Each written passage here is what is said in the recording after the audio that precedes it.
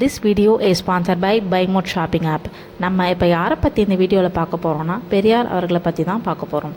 பெரியார் என்று பரவலாக அறியப்படும் ஈ.வே. ராமசாமி என்பவரின் இயற்பெயர் ஈரோடு வெங்கட்ராமசாமி என்பதாகும். இவர் செப்டம்பர் மாதம் 17ஆம் தேதி 1879 தமிழ்நாட்டில் உள்ள ஈரோட்டில் பிறந்தார். இவர் குடும்பத்தினர் தெலுங்கு மொழியை தாய்மொழியாக உடையவர்கள் ஆவர். இவரின் தந்தை வெங்கட் நாயக்கர் மிக வசதியான வணிக பின்னணியை கொண்டவர். இவரின் தாயார் முத்தம்மாள் என்னும் இயற்பெயர் கொண்ட சின்னத்தாயம்மாள் ஆவர். இவரின் உடன் பிறந்தோர் கிருஷ்ணசாமி, கண்ணம்மா மற்றும் பொன்னுத்தாய் ஆகியோர் ஆவர். பள்ளியில் 5ஆம் வகுப்பு வரை மட்டுமே கல்வி பயின்றார். அதன் பின் கல்வியில் நாட்டமில்லாத காரணத்தால் தந்தையின் வணிகத் தொழிலை 12ஆம் வயது முதல் மேற்கொண்டார். தன் தந்தையின் விருந்தோம்பலில் திளைத்திருந்த வைணவ பண்டித ஒருவரின் அறிவுரைகளை கேட்கும்படி தன் தந்தையால் ராமசாமி பணிக்கப்பட்டிருந்தார். புராண கதைகளில் எழுந்த சந்தேகங்களை அவ்விளம் வயதிலேயே வினவினார்.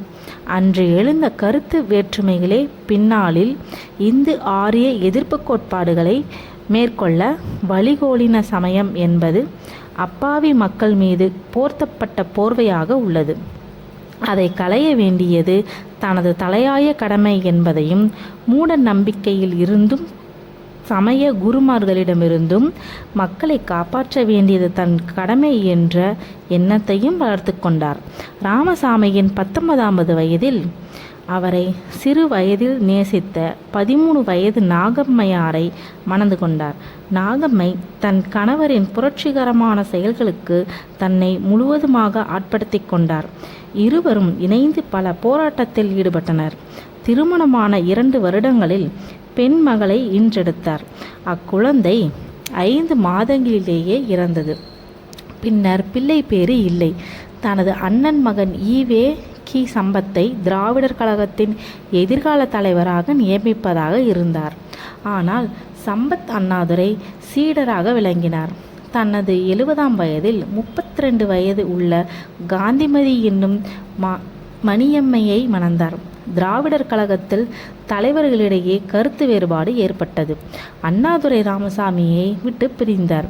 ஈ.வே. ராமசாமி மணியம்மையை தனது சொத்துக்களுக்கும் கழகத்திற்கும் பாதுகாவலராக நியமித்தார்.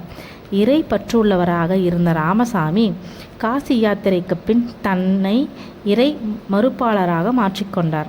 ராமசாமி 1919ஆம் ஆண்டு காங்கிரஸில் தன்னை இணைத்து கொண்டார். ஈரோடு நகராட்சி தலைவர் பதவியை இழந்தார். காந்தியின் கதர் ஆடையை தானும் உடுத்தி பிறரும் அணிய வேண்டும் என்று கூறினார். கள்ளுக்கடை மறியலில் ஈடுபட்டார்.